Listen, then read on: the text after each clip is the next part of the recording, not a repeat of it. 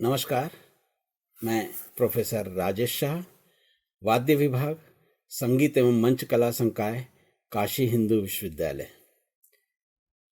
आज दूसरे व्याख्यान में हम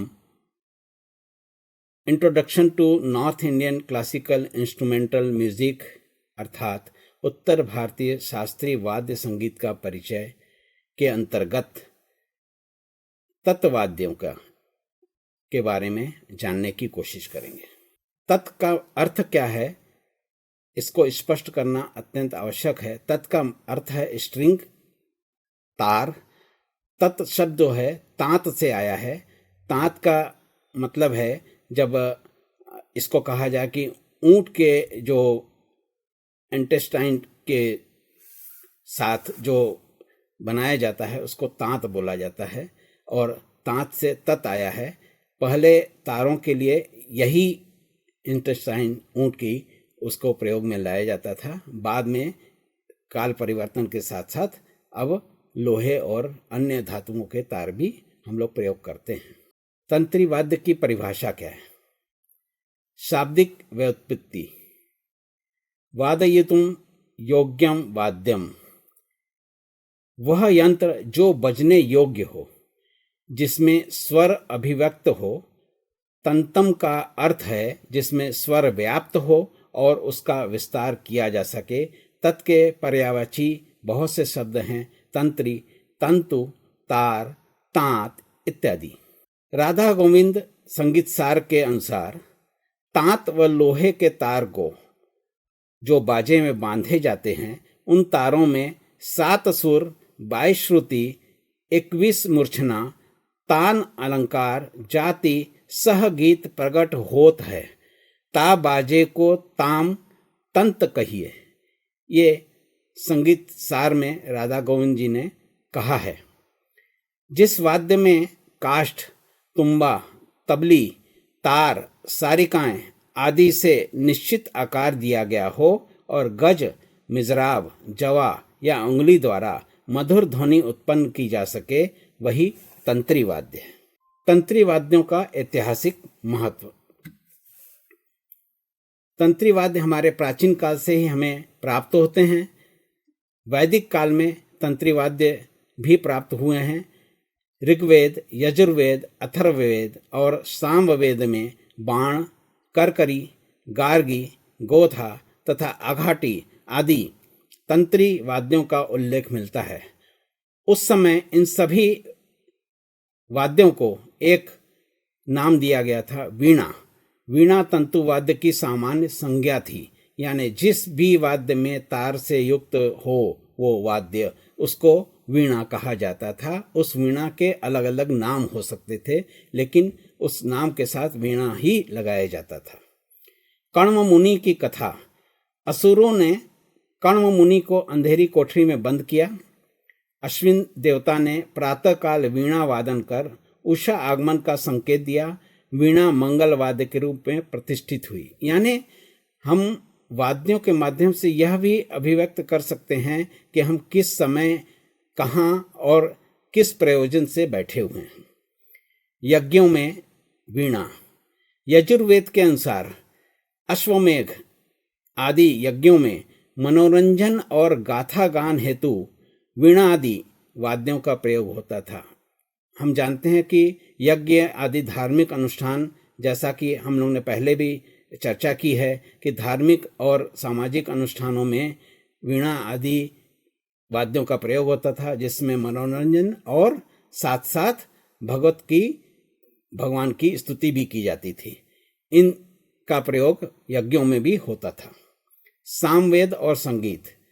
सामगान को वीणा आदि वाद्यों के साथ गाया जाता था। सामवेद जिसको हम कहते हैं कि जिसको हम जिस वेद में गा सकते हैं, जो ऐसा वेद जिसको पूर्ण रूप से गाया जा सकता है, जिसमें स्वर और अनेक चीज़ें निश्चित हैं, उनमें भी वीणा आदि का प्रयोग किया जाता था। वैदिक काल में तंत्री वाद्य धार्मिक और मनोरंजन दोनों प्रयोजनों में अनिवार्य थे।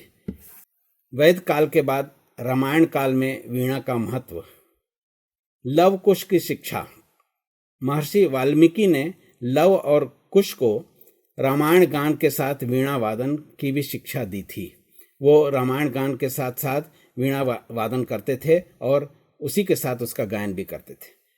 रामायण गान का आधार बालकांड के अनुसार तंत्री लय समन्वितः, वीणा के बिना रामायण गान अधूरा और अमधुर था। प्रमुख नगरों में गूंज। रामायण काल की 3 मुख्य नगरियां अयोध्या, किष्किंधा और लंका हमेशा वीणा वादन से गूंजती रहती थी।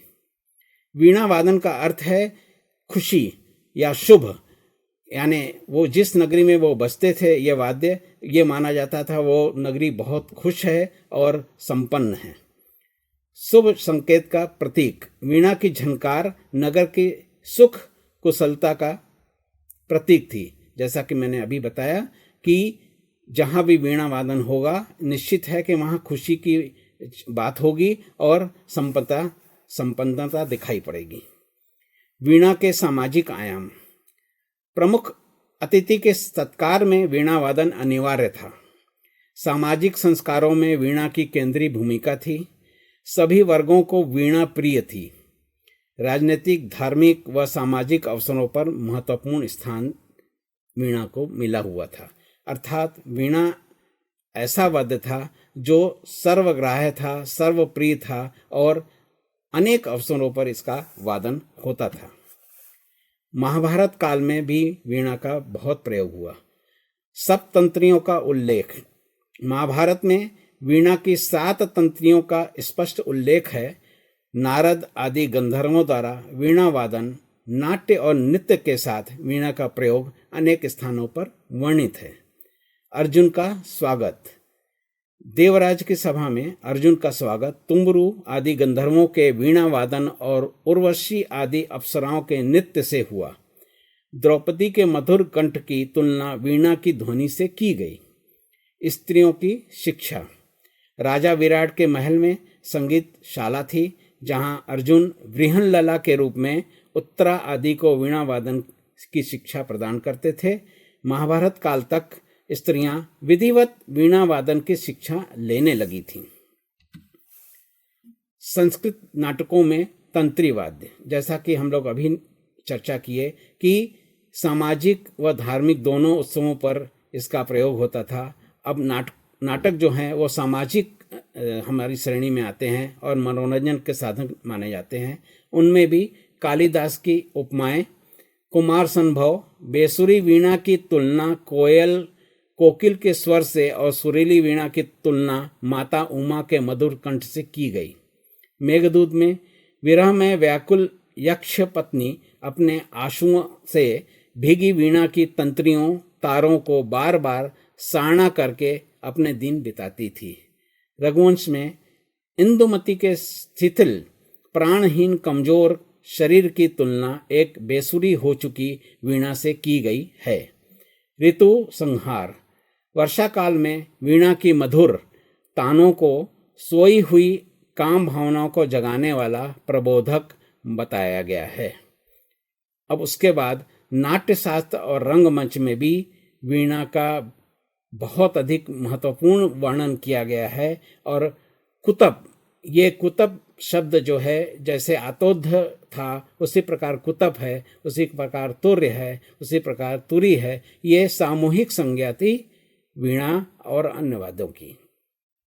इसमें वेणिकों का प्रमुख स्थान था। वेणिक यानी वीणा बजाने वाले, जिनको वेणिक कहा जाता था।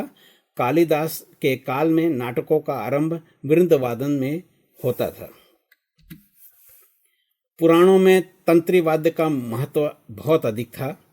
स्कंद पुराण में भगवान शिव की प्रदोषकालिक पूजा में भगवती सरस्वती को वीणा वादिका के रूप में चित्रित किया गया है।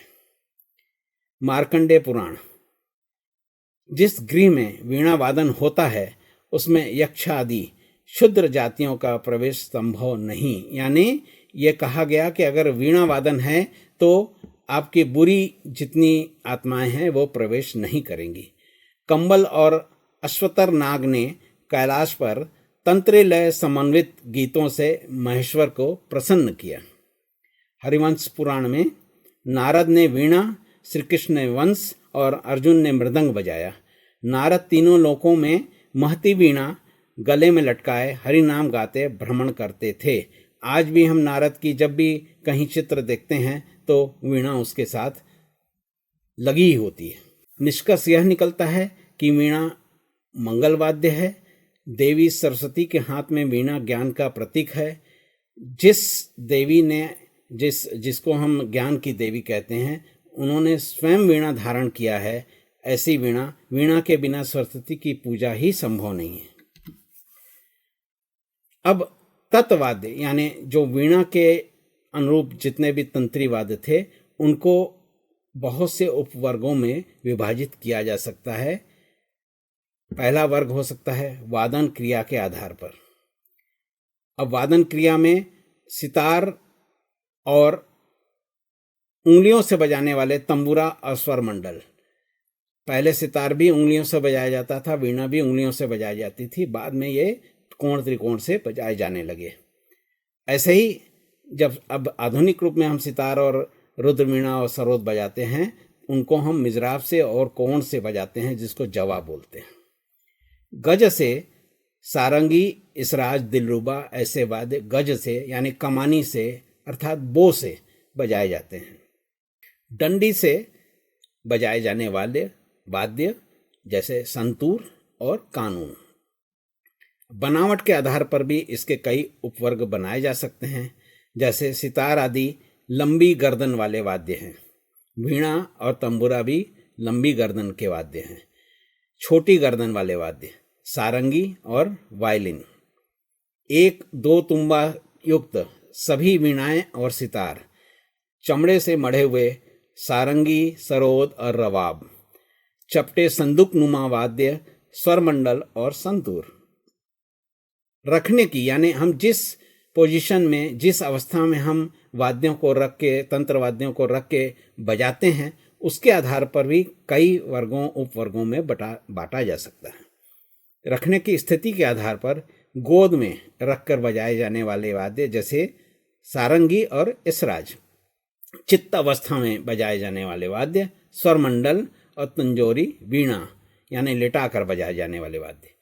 तिरछे यानी टेढ़े सीधा न बजा के, न जमीन पर रख के, आधा जमीन में और आधा आसमान की ओर, ऐसे जो वाद्य हैं उसमें सितार, सरोद और रुद्र वीणा। सामने रख के, अपने सामने रख के बजाए जाने वाले वाद्यों को में संतूर, कानून और पियानो। तंत्री वाद्यों को विभिन्न वर्गों में वर्गीकृत किया जा सकता है। जैसे घर्षण से, घर्षण का मतलब रगड़ के बजाए जाने वाले वाद्य। रगड़ के बजाए जाने वाले वाद्यों में कुछ पर्दे वाले वाद्य हैं, कुछ पर्दे रहित हैं। पर्दा मतलब जिस पर उंगलियां रख करके स्वर की उत्पत्ति की जाती है। तो कुछ वाद्य ऐसे हैं जो पर्दे से युक्त हैं, कुछ वाद्य ऐसे हैं जो पर्दे रहित हैं, जिनमें पर्दे युक्त वाद्यों में दिलरुबा, इसराज है और पर्दे रहित वाद्य में वायलिन और सारंगी है। पर्दे का मतलब है वहाँ कोई भी लोहे की सिलाइयाँ नहीं लगी हैं, ऐसे सारंगी और वायलिन। प्रहार करके बजाए जाने वाले वाद्य, घर्षण से न बजा के प्रहार करके बजाने वाले वाद्य, तो उनमें प्रमुख अंगुली से बजाए जाने वाले वाद्य तानपुरा।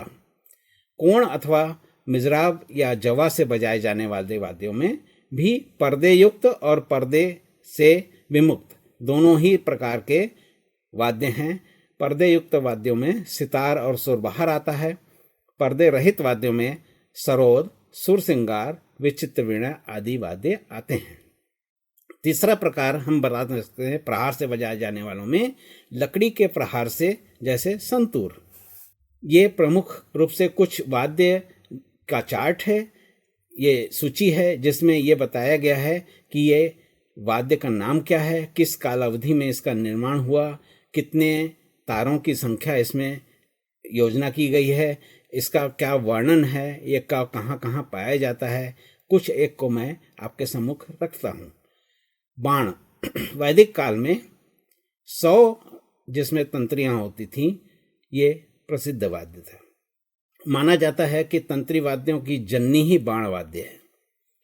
एक तंत्री वीणा वैदिक काल में बजती थी, जिसमें केवल एक तार थी और अति प्राचीन सबसे प्राचीन वीणाओं में से एक मानी जाती है।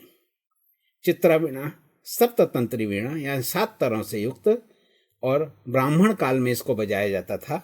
और इसके साथ ही 7 तंतुओं वाली वीणा प्राचीन ग्रंथों में वर्णित है। इस प्रकार से करीब 19 प्रकार की वीणाओं या अनेक वाद्यों का वर्णन किया गया है, जिसको आप स्क्रीनशॉट लेके अपने ज्ञान को बढ़ा सकते हैं।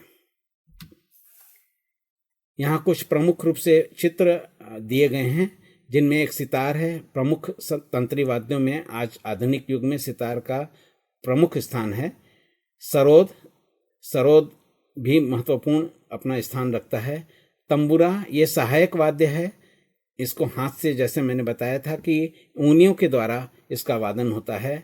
सितार का वादन मिजराब के द्वारा होता है। सरोद का वादन उचवा के द्वारा होता है और सारंगी का वादन बो या कमानी या गज, ये तीनों एक ही नाम है, बो कमानी गज, इनके द्वारा किया जाता है। आज इस व्याख्यानमाला में हमने यह जानने की कोशिश की कि तंत्री वाद्य क्या हैं, उसकी परिभाषा क्या हो सकती है, तंत्री वाद्यों का ऐतिहासिक महत्व क्या है, वैदिक काल में तंत्री वाद्य को क्या क्या कहते थे और कैसे कैसे वाद्य थे, रामायण काल में वीणा का क्या महत्व था, महाभारत काल में वीणा का क्या महत्व था, कितने रूपों में पाई जाती थी, संस्कृत नाटकों में तंत्री वाद्यों का क्या महत्व था और पुराणों में तंत्री वाद्य का क्या महत्व था। इन महत्वपूर्ण बिंदुओं पर हम लोगों ने चर्चा की।